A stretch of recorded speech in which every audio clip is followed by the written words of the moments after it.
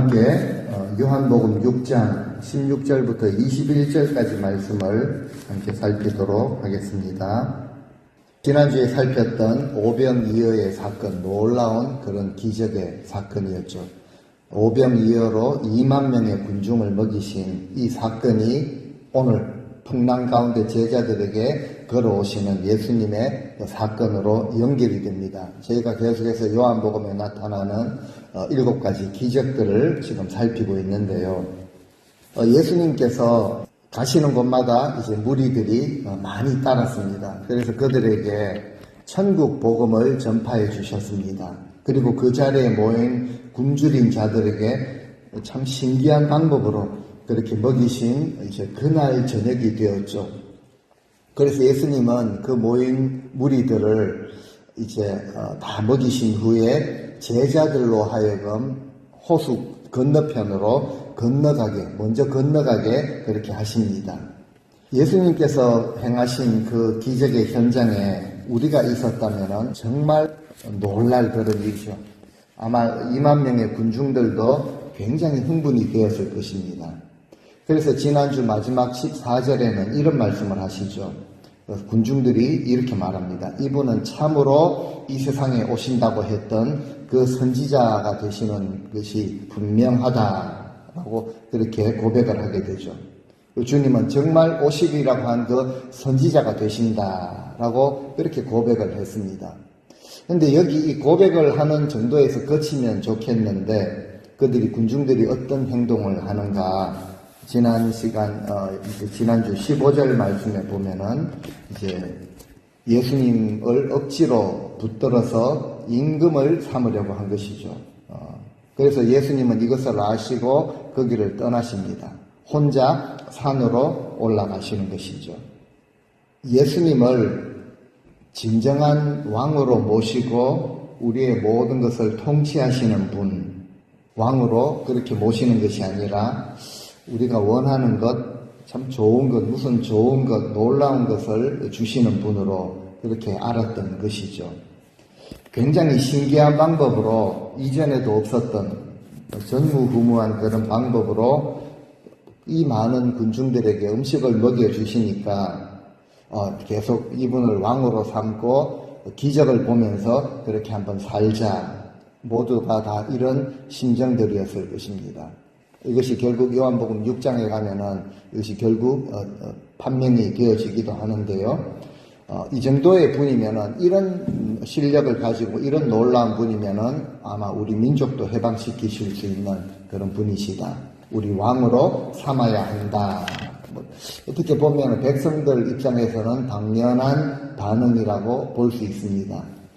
사람들의 반응은 늘 여기서 벗어나는 법이 없죠. 우리도 그 현장에 있었다면 무리들과 같이 그렇게 행동을 했을 것입니다. 중요한 것은 주님의 반응입니다. 주님이 어떻게 반응하셨을까요? 어떤 마음을 가지셨을까요? 이런 모습은 아니었을 것입니다. 이제야 이 사람들이 나의 그 실력을 좀 알아보는구나. 내가 어떤 존재인지 이제는 깨닫기 시작했구나.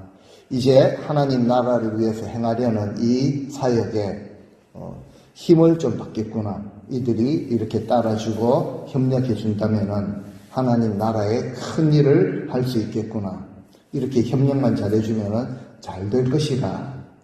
이런 자세를 가지지 않았습니다. 주님께서 그런 자세를 가지지 않으셨죠. 생각할 수 있는데요. 우리 인간들은 거의 100이면 100 이런 자세를 가졌을 것입니다.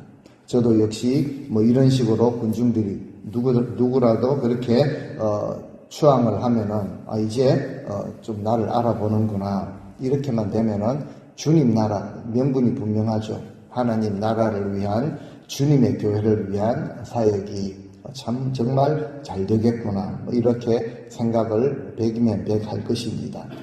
주님은 일단 이런 자세를 가지지 아니하시고 놀랍게도 혼자 산으로 그냥 올라가십니다. 산으로 가셨다. 이제 등산하고 체력을 기르자 이런 것이 아니고 기도하기 위해서 이제 가신 것이죠. 일단 많은 인정을 받았고 칭송을 받는 자리가 얼마나 위험한 자리인지 주님은 너무 잘 아셨죠. 사역을 시작하기 전에 40일 굶주린 상태에서 사탄 마귀로부터 시험을 받으셨습니다. 왕을 삼는 것 정도가 아니라 천하 만국의 모든 영광을 주겠다라고 하는 것도 극복하신 주님이시기 때문에 그러고 살아가면서 내가 인정을 받고 칭송을 받고 대접을 받는 이 자리가 얼마나 위험하다라는 것을 아셨기 때문에 주님은 그냥 그 자리를 피하신 것이죠. 사람들은 주님께서 이 땅에 오신 이유가 우리를 위해서 대속의 죽음을 죽으시고 우리를 살리시기 위해서 이 땅에 오신 것을 잘 모릅니다. 그리고 구원의 은혜를 받고도 그냥 그저 은혜 받겠거니 이렇게 생각을 하기가 쉽죠. 그리고 모든 일을 이제 세상의 관점으로 거의 대부분의 일을 이제 감정의 관점으로 보기 시작합니다. 세상의 일, 내 문제 이것을 해결해 주실 분 정도로 생각하기가 쉽습니다. 그렇다면 오늘도 이 말씀을 대하는 나 자신은 어떠한가라는 것을 돌아볼 수 있어야 합니다. 정말 구원의 주님으로 내 인생의 진정한 주인으로 모시며 살아가고 있는가? 많은 2만 명의 군중들은 이분이면 우리 왕이 되어야 한다라고 왕으로 삼으려고 했죠.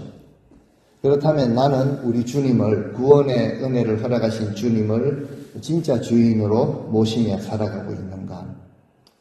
우리의 모습도 마찬가지일 것입니다. 너무나 이루어지기 원하는 일이 있고 가고 싶은 그 길이 우리 앞에는 분명히 놓여 있죠.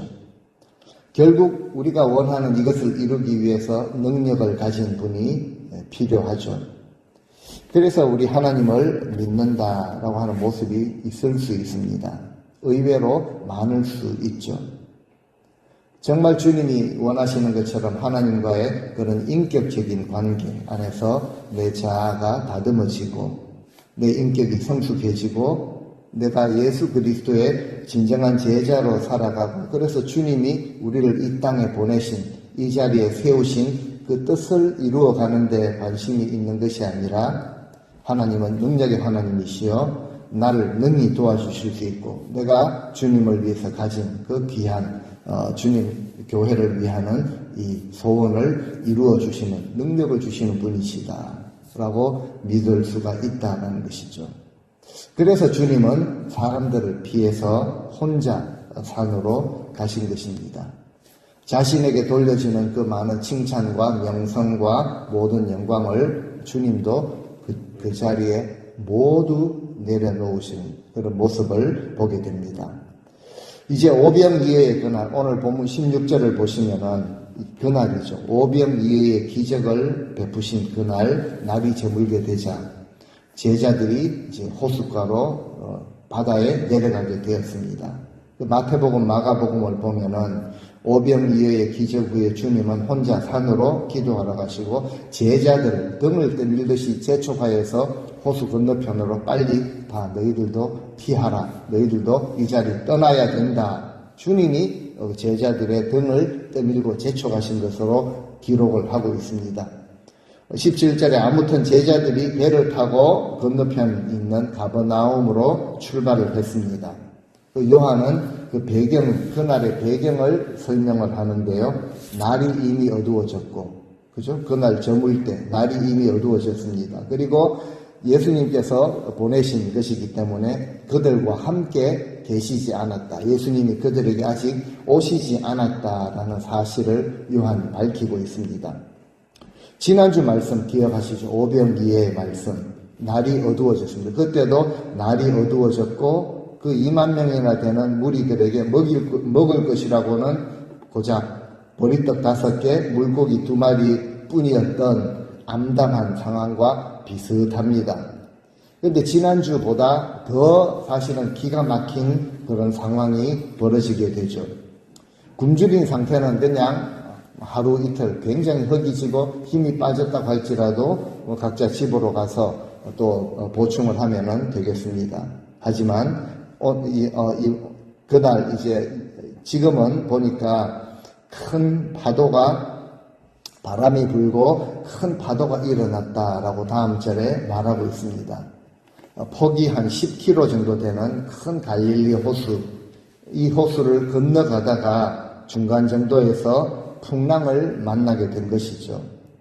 갑자기 강풍이 휘몰아치고 물결이 사나워지고 파도가 점점 거세지고 있었습니다.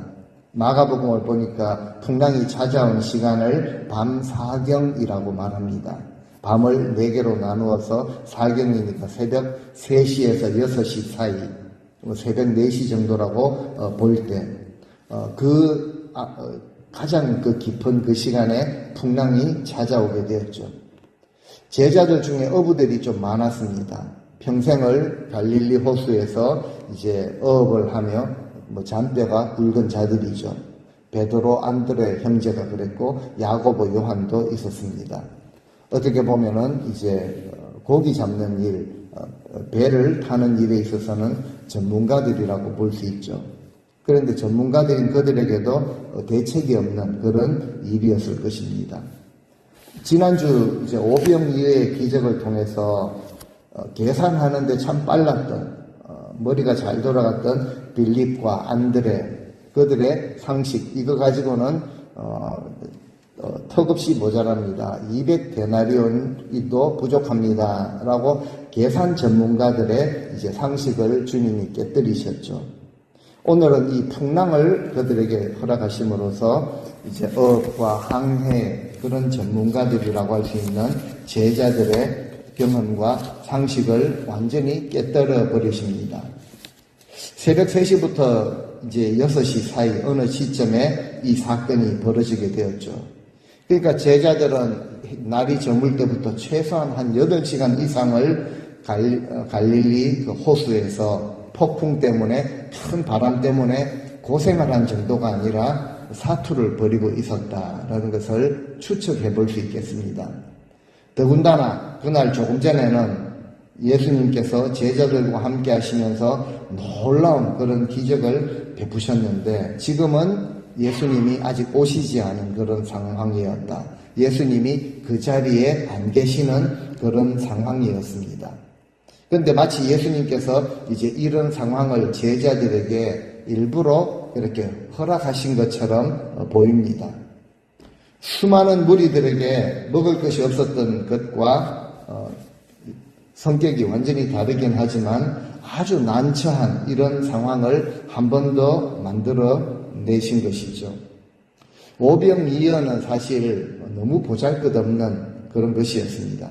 아이 한 명이 먹고 배부를까 말까 한 그런 정도의 음식이었죠. 지금도 아주 어려운 그런 상황입니다. 도저히 한 8시간 정도를 사투를 벌였지만 도저히 해결할 수 없는 이런 상황들을 주님께서 허락하신다는 거죠. 연속으로 허락을 하십니다. 왜 그럴까? 주님이 허락을 하셨다면 왜 우리 인생 가운데도 이런 풍랑이 찾아오는 이런 일들을 허락을 하실까? 왜 연속으로 허락을 하실까? 정말 우리가 오병이어의 그 기적의 현장에서 그 후에 주님께서 무엇을 어떻게 행하셨는가라는 것을 보면은 좀 알 수가 있을 것입니다. 오병이어 기적 후에 사람들은 예수님을 억지로 임금으로 삼으려고 했죠. 놀라운 기적을 일으키시는 분이니까 이분은 우리 왕이 되기에 충분하신 분이다. 억지로 붙잡아서 임금 삼으려고 한 것이죠. 그때 예수님은 사람들을 전부 물리치십니다. 그리고 혼자 산으로 가셔서 기도하셨다라고 기록을 하고 있죠. 사람들은 열광을 잘합니다. 뭐 대단하고 크고 이런 것이 있으면 사실 우리가 열광을 하죠. 지금 월드컵을 보더라도요, 그 경기 하나 때문에 정말 열광을 하고 큰 사고가 일어날 정도로 참 빠지는 것을 보게 되죠. 이것을 비로 하고 주님은 하나님을 만나신 것이죠. 주님께서 사랑하는 제자들이었습니다. 우리 교회와 우리 성도들을 보실 때 주님께서 사랑하는 성도들이라는 것이죠. 제자들을 보실 때 오병이어의 현장에서 제자들의 마음은 어떻겠습니까? 뭐라도 된 듯이 상당히 의기양양했을 것입니다. 굉장히 자아들이 높아졌을 것입니다. 이런 분을 우리는 선생님으로 모시고 이제 우쭐해졌죠. 자, 백성들이 전부 원하는데 우리 선생님이 충분히 왕이 되신 그런 자격이 있고 능력이 있으신 분이다. 선생님이 왕이 되시면은 이제 우리는 다 한 자리씩 차지하겠구나. 너무나 당연하죠. 십자가를 지러 가시는 그 길에서도 다투는 제자들의 모습. 우리가 뭐 손가락질을 하고 어떻게 그럴 수 있느냐라고 할 수 없습니다. 우리 모습에 인생의 실체를 그냥 보여주시는 것이죠. 그 현장에서 제자들 역시 굉장히 의기양양하고 우쭐해지고 굉장히 높아져 있을 것입니다. 주님은 아시죠? 이 제자들이, 사랑하는 내 제자들이 아직까지 허황된 그런 꿈을 꾸고 있구나. 우리 자신이, 우리 인생이 얼마나 참 무능한 존재인지 이것을 주님은 깨닫기를 원하셨던 것이죠. 동시에 정말 추앙을 받고 인정을 받는 그 자리를 피하기는 하셨지만 예수님이 어떤 존재인지, 예수님이 누구신지를 진정으로 깨달을 수 있는 그런 기회를 제자들에게 허락해 주시기 위해서 이런 상황들을 계속 허락하시는 것이죠. 상황들을 우리 앞에 두시는 것입니다. 우리가 인생을 살아가면서 만나는 모든 문제들도 마찬가지입니다. 우리는 눈으로 현상과 상황, 그리고 외모와 스펙과 실력을 늘 보게 되죠. 하지만 주님이 정말 원하시는 것은 내가 이것을 원한다라고 말씀을 주님이 많이 말씀하셨죠. 정말 우리 자신의 모습을 돌아보기를 원하시는 것이죠. 결정적인 주님의 그런 표현 중에 하나가 다른 사람 눈에 있는 티를 찾으려고 하지 말고 네 눈 속에 있는 들보를 먼저 빼내어라 라고 말씀을 하시는 그 말씀이 100번 옳은 말씀이죠. 우리 자신의 그런 연약함과 무능한 그런 실체를 진정으로 깨닫기를 원하시고 동시에 예수님이 누구신가, 먹을 것을 주시고 소원을 이루어 주시고 기적을 베풀어 주시는 그런 분이 아니라 정말 구원자가 되시고 우리 인생의 진정한 주인이 되신다라는 것을 정말 깨달을 수 있도록 이런 기회들을 허락하시는 것이죠. 그러니까 깨닫도록 상황을 허락하시는 것입니다. 그래서 이런저런 상황들을 통해서 우리가 깨닫게 된다면은 진정한 지혜의 사람이요, 믿음의 사람이라고 할 수 있는 것이죠. 주님께서 허락하신 그 상황 속에서 제자들은 과연 우리가 지금 할 수 있는 아무리 항해의 전문가고 어업의 전문가고 계산하는데 전문가라고 할지라도 우리가 할 수 있는 일은 아무것도 없구나라는 것을 실감하고 지금 그 제자들은 죽음의 공포에 눌려 있습니다.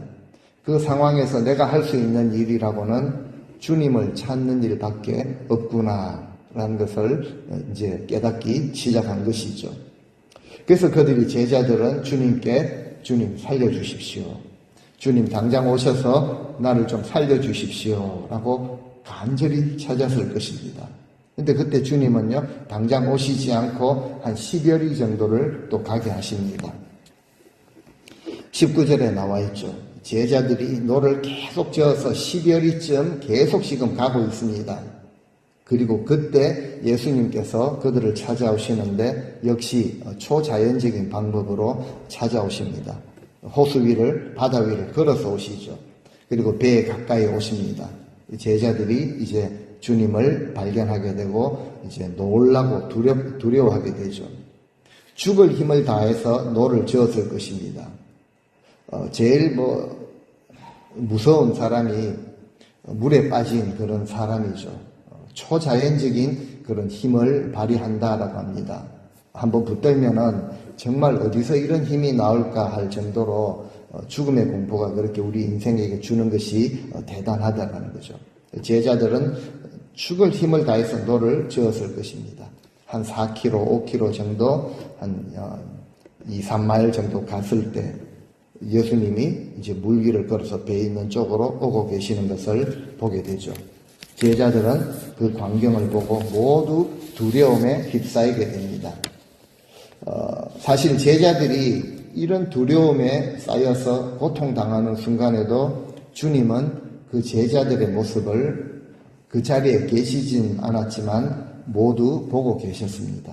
마가복음에서 그것을 말하죠. 제자들이 괴로이 노젓는 것을 보시고 그 자리에 안 계셨는데 어떻게 보십니까? 주님은 모든 것을 꿰뚫어 보시는 분이십니다.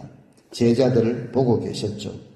이런 문제에 지금 어떻게 대처하는가 계속 관심 있게 제자들을 살피고 계셨다는 거죠.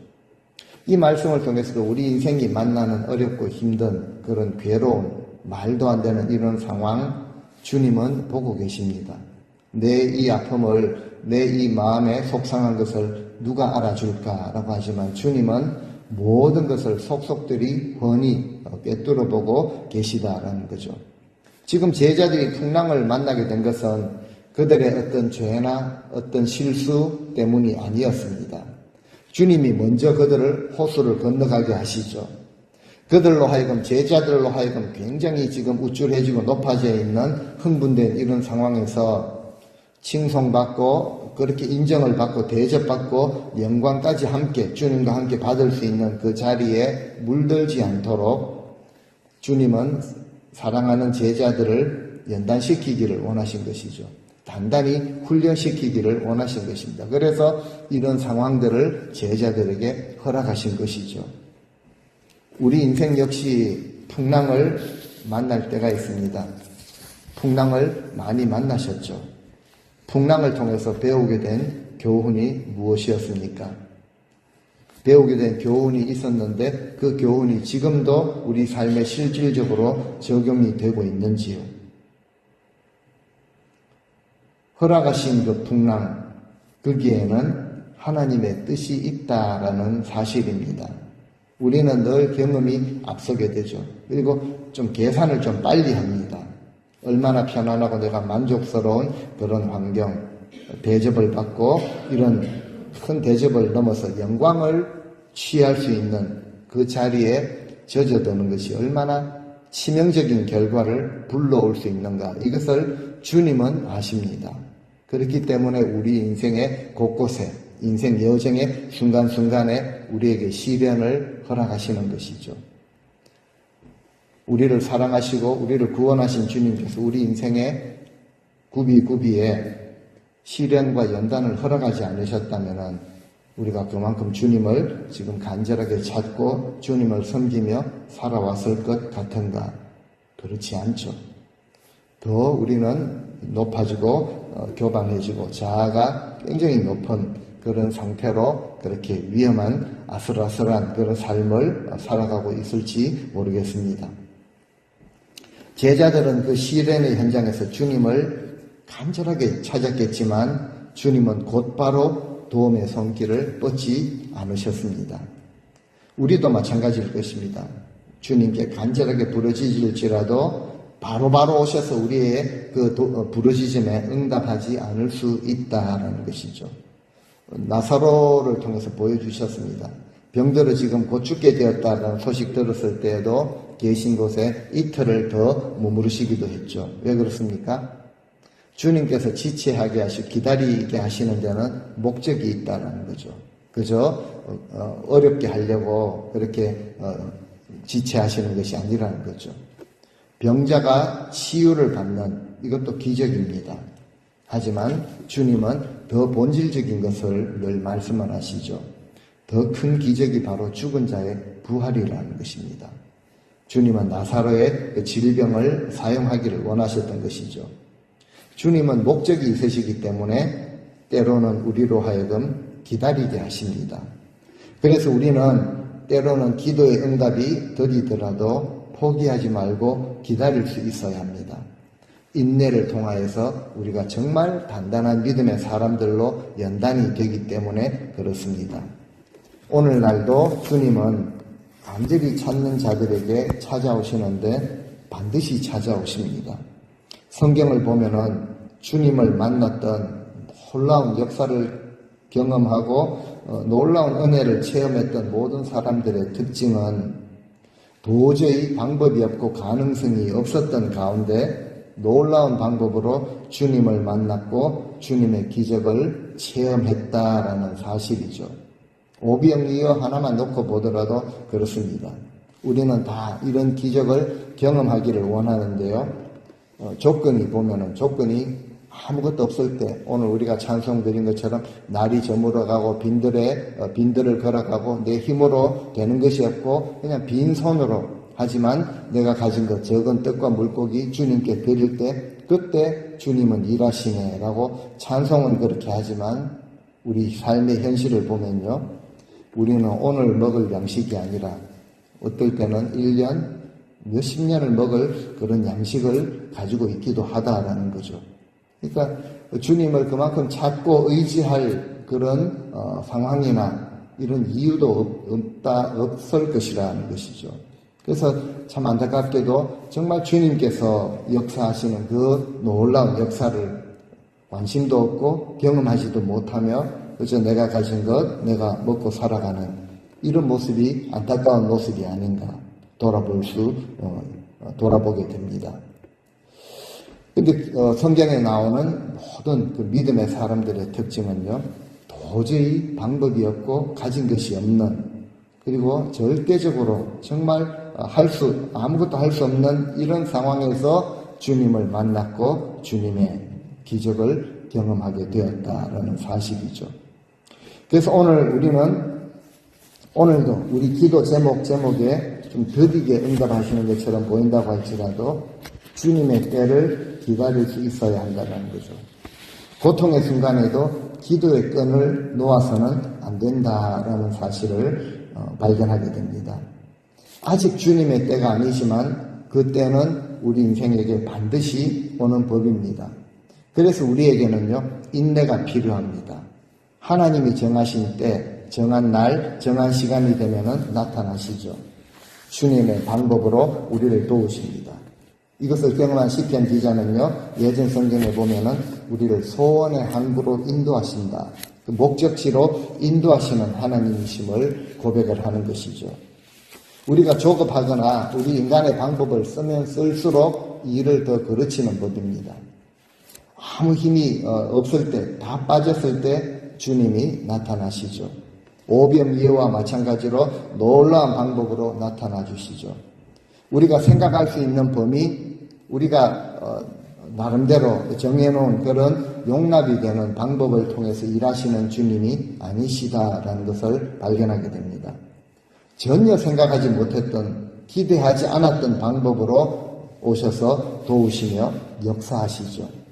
신기하게도 물 위를 걸어오신 것입니다. 우리는 너무나도 물 위를 걸으신 주님 많이 들어왔지만 그전에도 지구상에 이런 일이 없었습니다. 과학을 아는 지식인들, 박사들은 만유인력의 법칙에서 벗어난다라고 그렇게 말할지 모르겠습니다. 하지만 과학과 모든 법칙을 만드신 주님께서 거기에 얼매여 계시겠습니까? 허연 물체가 물 위를 저벅저벅 걸어오니까 제자들은, 어떤 제자는 보고 유령이다라고 소리를 지르기도 했죠.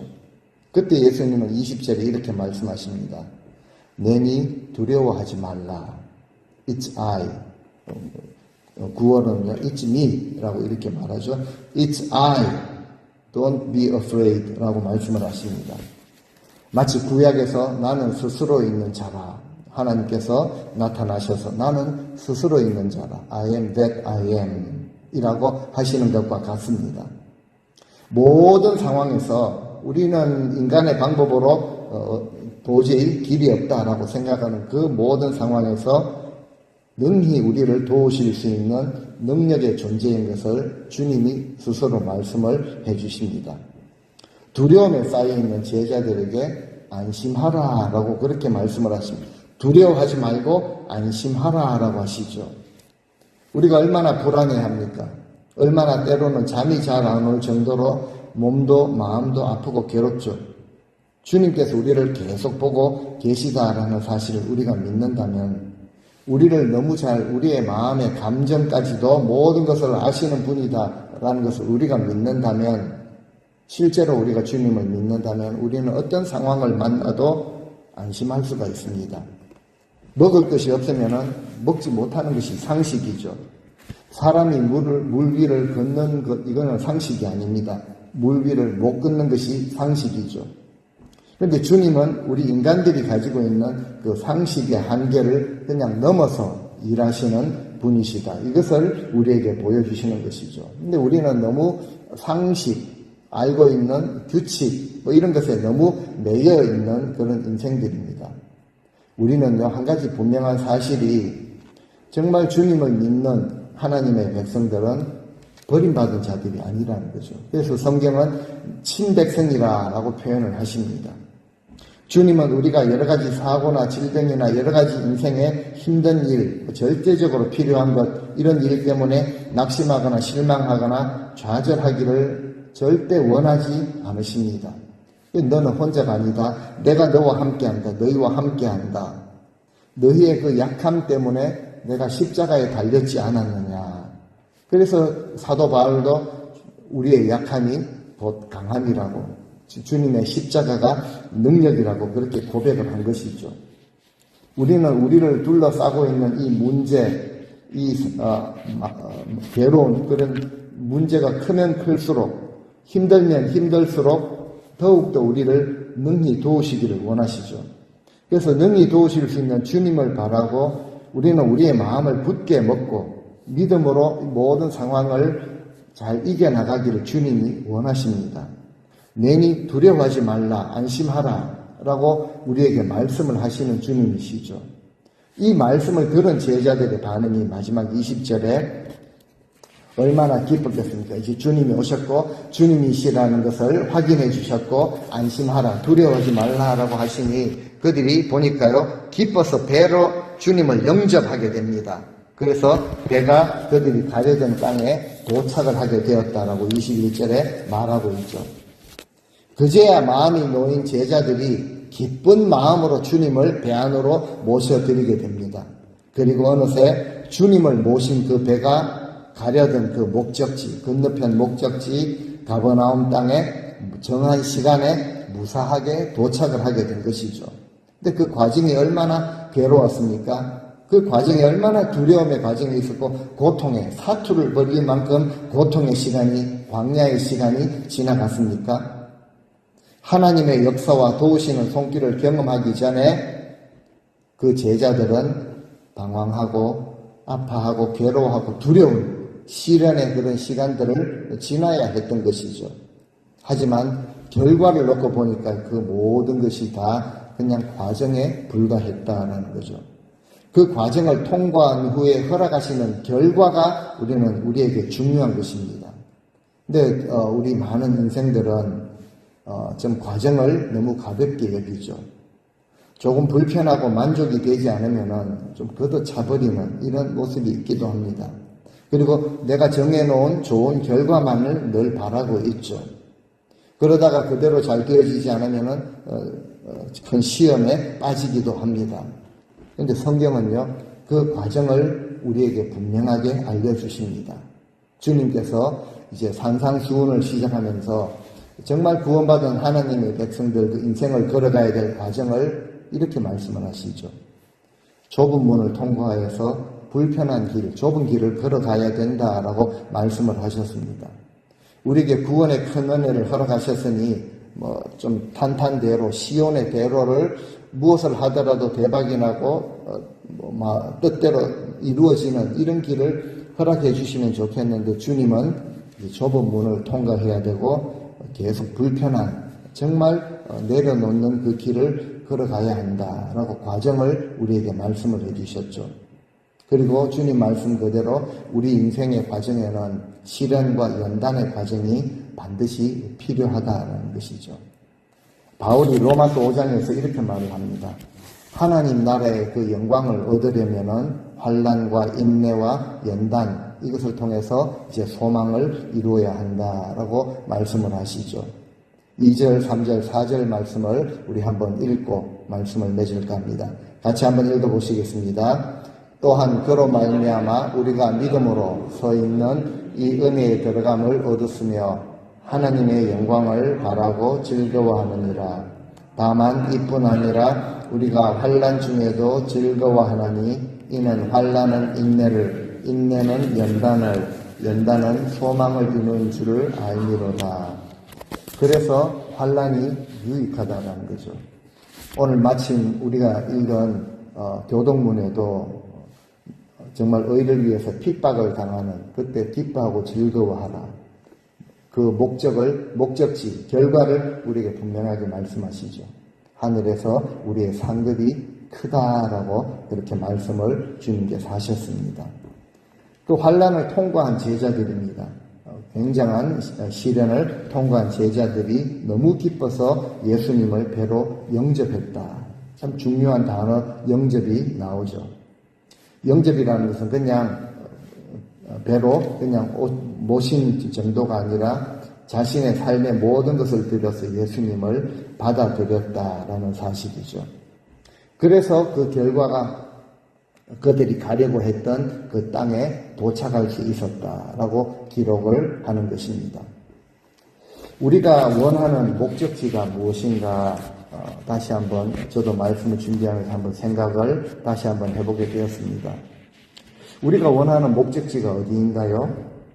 그 목적지가 지금 잠시 머무를 세상의 어떤 자리, 좀 고지하고 만족스러워 이렇게 여겨지는 그런 자리라면은, 이 땅에서 어떤 자리라면은 우리는 이 땅을 살아가는 동안 주님을 영접하지 않아도 됩니다. 주님을 영접하면 오히려 그 자리를 얻는 데 큰 방해가 될 것입니다.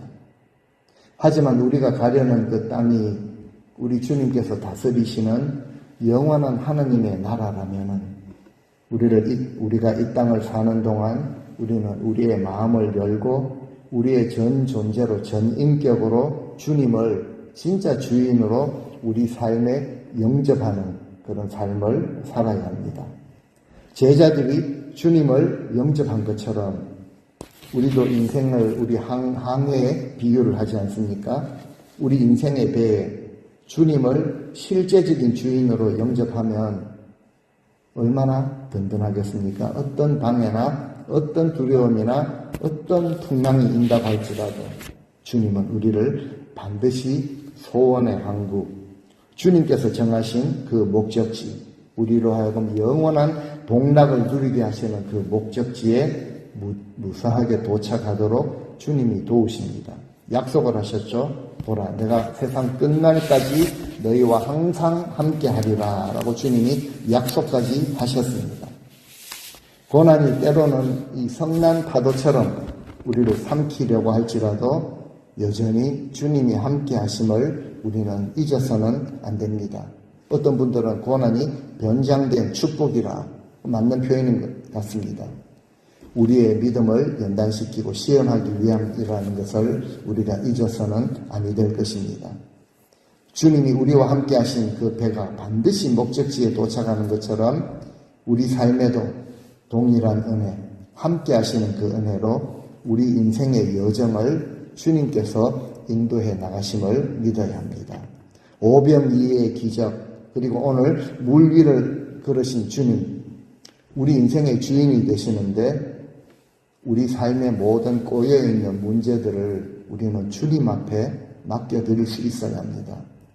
주님을 영접하지 않은 자들, 내 만족과 내 방법과 내 경험과 내 지식에 의해서 살아가는 자들은 어려운 일을 당하면요 쉽게 포기하고 원망하고 낙심하고 절망하게 됩니다.